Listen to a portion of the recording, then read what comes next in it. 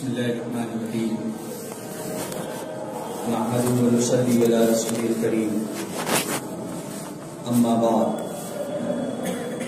فقد قال الله تبارك وتعالى في القرآن المجيد أعوذ بالله من الشيطان الرجيم بسم الله الرحمن الرحيم كنتم خير أمة أخرجت للناس تأمرون بالمعروف وتنهون عن المنكر وتؤمنون بالله وقال تعالى ومن أحسن قولا ممن دعا إلى الله وعمل صالحا وقال إنني من المسلمين وعن باز بن حكيم عن أبيه عن جده رضي الله تعالى عنه قال سمعت رسول الله صلى الله عليه وسلم يقول في قول الله تعالى كنتم خير أمة أخرجت للناس أنتم تتمون 70 أمة وأنتم خيرها وأكثرها على الله تعالى أو كما قال رسول الله صلى الله عليه وسلم. محترم بزرگوں اور عزیز ساتھیوں، اللہ رب العزت نے ہم سب کو حضرت محمد صلی اللہ علیہ وسلم کی امت کے اندر پیدا فرمایا ہے.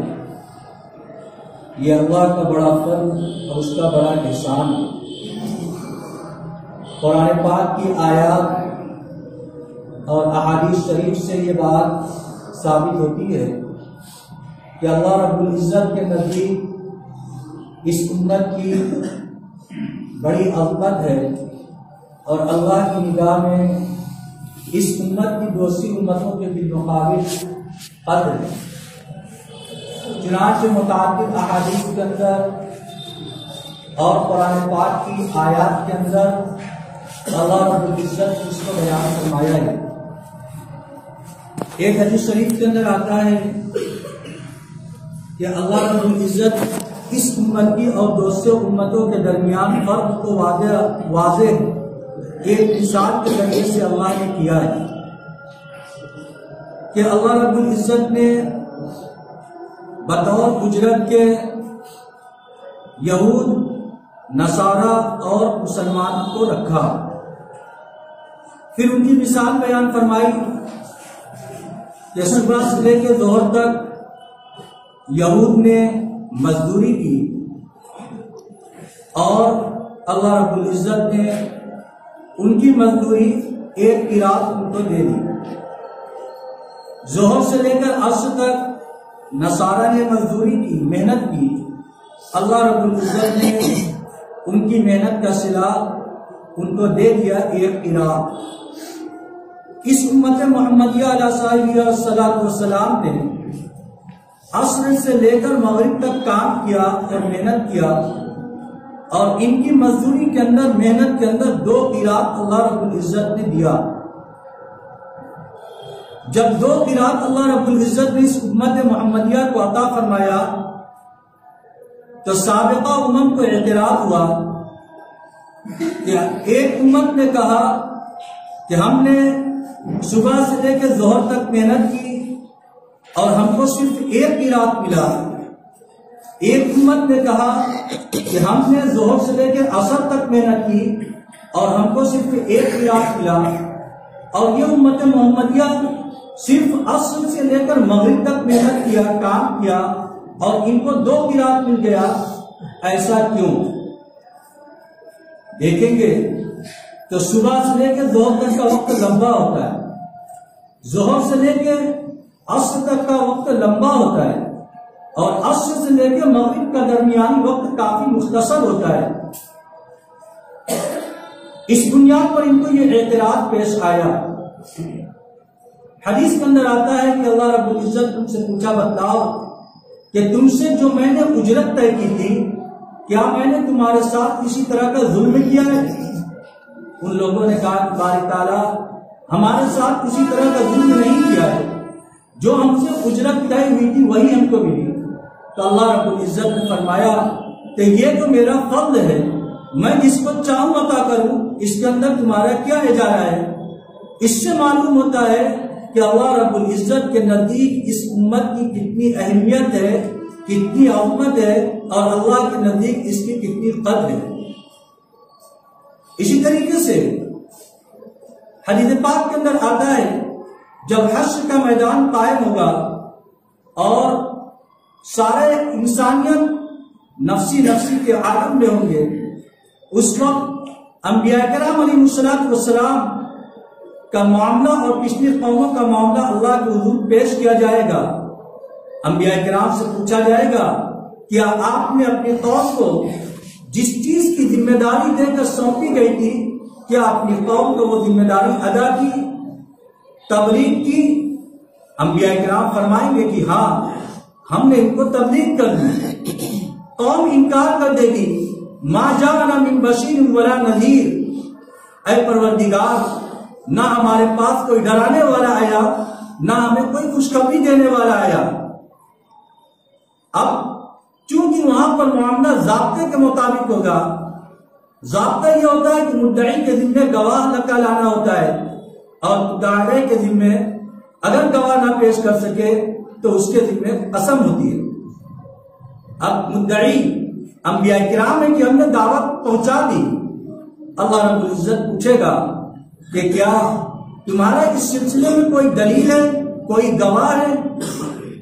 تو اس وقت پچھلے انبیاء کرام علیہ السلام اس امت کو بطور گواہ کے پیش کریں گے، وَتَكُونُ شُهَدَاءَ عَلَى النَّاسِ وَيَكُونَ الرَّسُولُ عَلَيْكُمْ شَهِيدًا، کہ اللہ رب العزت کے حضور یہ امت گواہی دے گی کہ ہم اس بات کی گواہی دیتے ہیں کہ جو انبیاء کرام آئے تھے انہوں نے اپنی اپنی قوم کو جس چیز کا پیغام دے کر اللہ کی جانب سے بھیجا گیا تھا انہوں نے اپنی قوم کو پہنچا دیا، ہم اس کی گواہی دیتے ہیں۔ سوچئے اس عدالت کے اندر اللہ رب العزت اس امت کی گواہی کو قبول فرمائیں گے، بطور گواہ کی یہ امت پیش کی جائے گی۔ کتنی عزت کی نگاہ اللہ کے نزدیک، کتنی معزز یہ امت ہے اور کتنی عظمت والی یہ امت ہے، کتنی فضیلت والی یہ امت ہے کہ بطور گواہ کی یہ امت پیش کی جائے گی اور اللہ رب العزت اس کی گواہی کو قبول فرمائیں گے۔ امت سابقہ اعتراض کرے گی کہ اے پروردگار، گواہ اور دلیل تو وہ بنتا ہے جو واقعہ کے وقت موجود رہے ہوں، یہ امت تو ہم سے بہت بعد میں آئی ہے، یہ ہمارے لیے بطور گواہ کے کیسے پیش کی جا سکتی ہے؟ تو اس امت سے پوچھا جائے گا، یہ امت جواب دے گی کہ ہم سے ہمارے نبی نے فرمایا اور قرآن کے اندر آپ نے نازل فرمایا، جس کی بنیاد پر ہم اس بات کی گواہی دیتے ہیں اور ان کی گواہی کو قبول کی جائے گی امت سابقہ کے خلاف اور انبیاء کرام علیہ السلام کے حق میں۔ ان تمام چیزوں سے یہ بات ثابت ہوتی ہے کہ اللہ رب العزت کے نزدیک اس امت کی اہمیت ہے، اس امت کی بڑی فضیلت ہے۔ اگرچہ یہ امت بعد میں آئی ہے لیکن اللہ رب العزت کی نگاہ میں اس کی انتہائی قدر ہے۔ اسی وجہ سے روایات کے اندر آتا ہے کہ جب اس امت کے انعام، اکرام اور اس کے اعزاز کو انبیاء سابقین نے دیکھا تو اس امت کے اندر بحیثیت امتی ہونے کے دعا کی، لیکن کسی کی دعا اس امت کے اندر بحیثیت امتی ہونے کے قبول نہیں ہوئی، سوائے حضرت عیسیٰ علیہ السلام کے کہ وہ قرب قیامت تشریف لائیں گے، اس زمانے کے اندر فتنوں کا خاتمہ کریں گے اور آخر میں حضرت نبی اکرم صلی اللہ علیہ وسلم کے روضے کے اندر جو ایک آدمی کی جگہ چھوٹی ہوئی ہے وہ حضرت عیسیٰ علیہ السلام کی جگہ ہے، وہ اس جگہ مدفون ہوں گے۔ حضرت عیسیٰ علیہ السلام آسمان پر اٹھا لیے گئے ہیں، وہ قرب قیامت دنیا میں تشریف لائیں گے۔ قرآن پاک کے اندر خود اللہ رب العزت نے تعریف فرمائی، کنتم خیر امت اخرجت للناس، تم بہترین امت ہو، تم کو دنیا کے اندر لوگوں کے نفع کے لیے نکالا گیا ہے، دنیا کے اندر تمہیں اس لیے پیدا کیا گیا ہے تاکہ تمہاری ذات سے لوگوں کو نفع پہنچے اور تم لوگوں کے لیے نفع آور ہو۔ حضرت باز بن حکیم رضی اللہ تعالی روایت فرماتے ہیں اپنے باپ دادے کے حوالے سے کہ میں نے رسول اللہ صلی اللہ علیہ وسلم کو اس آیت کی وضاحت کرتے ہوئے اور اس آیت کی تفسیر کے اندر یہ فرماتے ہوئے سنا کہ یہ امت 70 کی تعداد کو مکمل کرے گی، یعنی جتنی بڑی بڑی امتیں گزری ہیں ان کی تعداد 70 ہے اور اس امت کے ذریعے سے ان کی تکمیل ہوگی. انتم خیرها واکرمها علی اللہ تعالی، تم ان میں سب سے بہتر امت ہو، تم ان میں سب سے زیادہ اللہ کے نزدیک مکرم ہو، معزز ہو اللہ کے نزدیک. اتنی اہمیت اور اتنی فضیلت اللہ رب العزت کے نزدیک اس امت کی ہے. آخر وہ کس بنیاد پر ہے؟ اللہ رب العزت نے اس کو وہ ذمہ داری دی ہے جو ذمہ داری پیچھے انبیاء کرام علیہ السلام ادا کیا کرتے تھے، یعنی تأمرون بالمعروف وتنہون عن المنکر، جس کو اس آیت کے اندر ارشاد فرمایا گیا کہ تم بہترین امت ہو، تم کو لوگوں کی نفع رسانی کے لیے دنیا کے اندر بھیجا گیا ہے، اچھی باتوں کا حکم کرتے ہو اور بری باتوں سے منع کرتے ہو. یہ اس امت کا خاص امتیاز ہے. اللہ کے نبی صلی اللہ علیہ وسلم نے امر بالمعروف اور نہی عن المنکر کے فریضے کو پوری زندگی آپ نے ادا فرمایا. جب سے آپ کو ذمہ داری دعوت کی ملی فوراً آپ نے ذمہ داری کو ادا کیا اور پوری زندگی اس کو ادا فرماتے رہے، حتیٰ کہ جب آپ اپنی زندگی کے آخری سفر حج کے اندر تھے اور اس وقت صحابہ کرام رضوان اللہ علیہم اجمعین کی تعداد تقریباً 1.25 لاکھ کی تھی اور بڑا مجمع موجود تھا. اس وقت قرآن پاک کے اندر آیات نازل ہوئی تھی جس سے یہ بات ثابت ہوتی ہے کہ حج کے موقع پر دین کی تکمیل کا اعلان کیا گیا اور دین کے مکمل ہونے کا مژدہ سنایا گیا. الیوم اکملت لکم دینکم واتممت علیکم نعمتی ورضیت لکم الاسلام دینا. آج میں نے تمہارے لیے اپنے دین کو مکمل کر دیا، تمہارے دین کو مکمل کر دیا اور اپنی نعمت مکمل کر دی. دین جو اللہ کی بڑی نعمت ہے اس کو مکمل کر دیا گیا. وَرَضِيتُ لَكُمُ الْإِسْلَامَ دِينًا، اور دین اسلام سے اللہ رب العزت راضی ہو گیا اور قیامت تک کے لیے یہی دین اسلام رہے گا، اس کے علاوہ کچھ نہیں رہے گا. پھر اس کے بعد عرفات کے میدان میں اللہ کے نبی صلی اللہ علیہ وسلم نے خطبہ فرمایا ہے. احادیث کی کتاب کے اندر تفصیل سے وہ خطبہ موجود ہے، لمبا خطبہ ہے. اللہ کے نبی صلی اللہ علیہ وسلم نے بہت سی چیزیں ارشاد فرمائی تھی کہ آج یہ کون سا دن ہے. صحابہ کرام سے پوچھا تھا کون سا دن ہے، کون سی تاریخ ہے، کون سا مہینہ ہے، کون سی جگہ ہے. صحابہ کرام ہر چیز کو اللہ اور رسول کے حوالے کر دیتے تھے. اللہ کے نبی صلی اللہ علیہ وسلم پوچھتے تھے کیا آج ذی الحجہ کی 9 تاریخ نہیں ہے؟ صحابہ کرام فرماتے کیوں نہیں، آج ذی الحجہ کی 9 ہے. آپ نے پوچھا کیا آج جمعہ کا دن نہیں ہے؟ کہا کیوں نہیں، آج جمعہ کا دن ہے. پوچھا کیا یہ عرفات کا میدان نہیں ہے؟ انہوں نے کہا کیوں نہیں، آج یہ عرفات کا میدان ہے. ساری چیزوں کے بعد آپ نے ارشاد فرمایا تھا اس خطبے کے اندر جہاں پر آپ نے کہا تھا کہ میں جاہلیت کی تمام رسموں کو یہاں پر ختم کر رہا ہوں، کسی کو کسی پر کوئی فضیلت نہیں، نہ کسی عربی کو عجمی کے اوپر، نہ عجمی کو عربی کے اوپر، نہ آزاد کو غلام کے اوپر، نہ غلام کو آزاد کے اوپر، نہ گورے کو کالے کے اوپر، نہ کالے کو گورے کے اوپر. ان اکرمکم عند اللہ اتقاکم، اللہ کے نزدیک تم میں سب سے زیادہ معزز، تم میں سب سے زیادہ مکرم وہ شخص ہوگا جو جس کے دل کے اندر سب سے زیادہ اللہ کا خوف، اللہ کا ڈر اور اللہ کا تقوی ہو. وہاں پر اللہ کے نبی صلی اللہ علیہ وسلم نے آخر میں ارشاد فرمایا تھا الا هل بلغت، کیا میں نے دین اسلام کی تبلیغ تم تک نہیں کر دی؟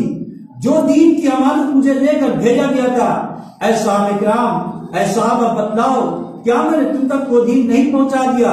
ہر ایک نے کہا تھا کیوں نہیں. آپ نے صرف پہنچا ہی نہیں دیا بلکہ اس کے حق کو بھی ادا کر دیا. اس وقت اللہ کے نبی صلی اللہ علیہ وسلم نے آسمان کی طرف انگلی اٹھا کر اللہ کو گواہ بنایا تھا. اللہم اشہد، اللہم فاشہد، اے اللہ تو گواہ رہنا، اے اللہ تو گواہ رہنا کہ دین کی جس ذمہ داری کو لے کر مجھے بھیجا گیا تھا میں نے اپنی امت تک اس ذمہ داری کو ادا کر دیا اور پہنچا دیا. پھر اس کے بعد صحابہ کرام کو ارشاد فرمایا کہ جو تم میں سے موجود ہیں وہ غائبین تک اس دین کو پہنچائے، جو موجودین ہیں وہ غائبین تک اس دین کو پہنچائے. صحابہ کرام رضوان اللہ علیہم اجمعین نے اس ذمہ داری کو بحسن خوبی ادا کیا اور انہی کی برکت سے پوری دنیا کے اندر دین پھیلتا ہوا نظر آیا. ایسی ایسی جگہ کے اوپر جہاں پر لوگ سفر نہیں کر سکتے تھے اس جگہ کے اوپر دین پہنچا. پھر اس کے بعد اسی طریقے سے دین کی دعوت، دین کی محنت ہوتے ہوتے ہم تک پہنچی. ہر زمانے کے اندر دین کی دعوت اور دین کی محنت ہوتی رہی ہے. لوگوں کو اللہ کی دین کی طرف بلانے کا عمل ہوتا رہا ہے، چاہے اس کا طریقہ کوئی بھی رہا. قرآن پاک کے اندر اللہ رب العزت نے امر بالمعروف اور نہی عن المنکر کا مکلف بنایا ہے. یہ اس امت کے ہر فرد کی ذمہ داری ہے کہ جہاں تک اس کے استطاعت کے اندر ہے، طاقت کے اندر ہے، خیر کی دعوت دے اور برے کام سے لوگوں کو روکے. کوئی اس کے خلاف کوئی اس کی مخالفت کر ہی نہیں سکتا، چاہے وہ کوئی بھی ہو. چنانچہ بڑے بڑے ادارے کی جانب اگر کوئی یہ منسوخ کرے کہ وہ اس کام کا مخالف ہے، دعوت و تبلیغ کا مخالف ہے، تو جس چیز کا حکم قرآن کے اندر ہو، حدیث کے اندر ہو، تو یہ بات عقل کے اندر آنے والی ہی نہیں ہے کہ کوئی اس کام کی مخالفت کر سکتا ہے. امر بالمعروف اور نہی عن المنکر کا حکم ہمیں دیا گیا ہے، اس کا طریقہ کار کیا ہوگا اس کی تعلیم شریعت کے اندر نہیں ہے. چنانچہ شیخ رحمۃ اللہ علیہ نے فضائل تبلیغ کے اندر وَمَنْ أَحْسَنُ قَوْلًا مِّمَّنْ دَعَا إِلَى اللَّهِ کی جو تفسیر فرمائی ہے کہ اس سے بہتر بات کس کی ہو سکتی ہے جو اللہ کے بندوں کو اللہ کی طرف بلائے. اس کے اندر انہوں نے اس کی وضاحت کی ہے کہ یہاں پر مؤذنین اذان کے ذریعے سے بلاتے ہیں، وہ بھی اس کے اندر داخل ہیں. مجاہدین تلوار کے ذریعے بلاتے ہیں، وہ بھی اس کے اندر داخل ہیں. علماء دلائل کے ذریعے سے بلاتے ہیں، وہ بھی اس کے اندر داخل ہیں. اور صوفیاء معرفت اللہ یعنی اللہ کی جانب جو بلاتے ہیں تزکیہ کے ذریعے، وہ بھی اس کے اندر داخل ہیں. ہر ایک کا عمل ہے اور ہر ایک عمل یہ دعوت اللہ کا عمل شمار کیا جائے گا. چنانچہ دارالعلوم دیوبند کی جانب جو منسوخ کیا جاتا ہے کہ وہ اس دعوت و تبلیغ کا مخالف ہے، ایسا نہیں ہے. دارالعلوم دیوبند کی جانب سے جو بات ہے، اس کا جو موقف ہے وہ نیٹ کے اوپر بھی موجود ہے اور مختلف لوگوں نے پڑھا ہوگا، جس کے اندر یہ لکھا ہوا ہے کہ ہمیں جماعت کے تبلیغی جماعت کے کام سے کوئی اختلاف نہیں ہے. ایک دم واضح، ہمیں ان کے کام سے کسی طرح کا کوئی اختلاف نہیں، ان کے اختلاف سے اختلاف ہے. اور جب تک یہ دو گروہوں کے اندر تقسیم ہے، منقسم ہے، ہم دونوں سے بالکل یکسو رہیں گے. جماعت کا کام شورا سے چلے گا کہ عمارت سے چلے گا، یہ اس کے اندر نہ دارالعلوم نے مداخلت کی ہے، نہ اس کے اندر مداخلت کی کوشش کرے گا. یہ ان کا اپنا معاملہ یہ حل کریں گے کہ مرکز کے اندر جو اختلاف ہوا شورا کی بنیاد پر یہ ہوگا کام یا عمارت کی بنیاد پر، اس کا دارالعلوم سے کوئی دخل نہیں. اسی طریقے سے کتاب کے اندر منتخب احادیث پڑھی جائے گی، فضائل اعمال پڑھی جائے گی، فضائل صدقات پڑھی جائے گی، اس سے دارالعلوم کا کچھ لینا دینا نہیں. گھر کے اندر مستورات کے کام 5 ہیں، روزانہ کی تعلیم ہے، قرآن کا حلقہ ہے، 6 صفات کا مذاکرہ ہے، تشکیل ہے، مشورہ ہے. یہ 5 ہوگا کہ 3 ہوگا کہ 2 ہوگا، اس کا دارالعلوم سے کسی طرح کا کوئی مطلب نہیں. یہ جماعت کا طریقہ کار ہے، جو طریقہ لوگوں کے لیے انفع ہو وہ کریں. ان کا اختلاف صرف ایک فرد واحد کے اوپر ہے کہ کچھ باتیں ایسی ہیں جو حضرت مولانا سعد صاحب دامت برکاتہم کی جمہور امت سے ہٹی ہوئی ہے، جس کی جانب دارالعلوم نے نشاندہی کی کہ یہ باتیں جمہور امت سے ہٹی ہوئی ہیں، لہذا اس سے رجوع کر لیا جائے اور اس کے علاوہ کسی طرح کا کوئی اختلاف نہیں ہے. دارالعلوم نے کسی کو جماعت میں جانے سے نہ روکا ہے، نہ کسی نے کہا ہے کہ تم جماعت کا کام مت کرو.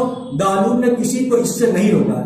یہ اس کی وضاحت کی جا رہی ہے کہ لوگوں کے اندر یہ غلط فہمیاں پیدا ہو رہی ہیں کہ شاید دارالعلوم دیوبند نے جماعت کے کام کے اوپر پابندی لگائی ہے. دارالعلوم دیوبند نے اپنے یہاں انتظامی امور کے تحت طلبہ کے اوپر پابندی لگائی ہے. کہیں ایسا نہ ہو کہ وہ تعلیم حاصل کرنے کے لیے جگہ آئے تو ان کی یکسوئی کے اندر فرق واقع ہو جائے جس کی بنیاد پر ان کی تعلیم کا نقصان ہو. اس وجہ سے دارالعلوم کے کیمپس کے اندر اس کے احاطے کے اندر طلبہ کے لیے پابندی ہے، لیکن دارالعلوم کے باہر دارالعلوم کا موقف واضح ہے کہ نہ ہم شورا والے کے ساتھ ہیں نہ ہم عمارت والے کے ساتھ ہیں، ہم دونوں جانب سے یکساں دوری بنائے ہوئے ہیں، تاکہ لوگوں کے ذہن کے اندر یہ بات نہ رہے کہ دارالعلوم جماعت کے کام کا مخالف ہے۔ اور کوئی کیسے اس کام کا مخالف ہو سکتا ہے جبکہ اس کا نفع اور لوگ اس کی جانب سے کلمہ کی طرف، نماز کی طرف، اللہ کی مسجد کو آباد کرنے کے لیے آ رہے ہیں، اس کی مخالفت کی کوئی وجہ نہیں ہو سکتی، اس لیے کہ اللہ رب العزت نے ہم سب کو اس کا ذمہ دار بنایا ہے۔ کنتم خیر امت اخرجت للناس، تم بہترین امت ہو، تم کو دنیا کے اندر لوگوں کے نفع کے لیے بھیجا گیا ہے، امر بالمعروف کرتے ہو اور لوگوں کو بری باتوں سے منع کرتے ہو، یہ ہماری ذمہ داری ہے۔ اللہ رب العزت ہم سب کو صحیح طریقے سے، صحیح ذمہ داری کے ساتھ اپنے زندگی کو گزارنے کی توفیق عطا فرمائے۔ وآخر دعوانا الحمدللہ رب العالمین۔ مسجد کے اندر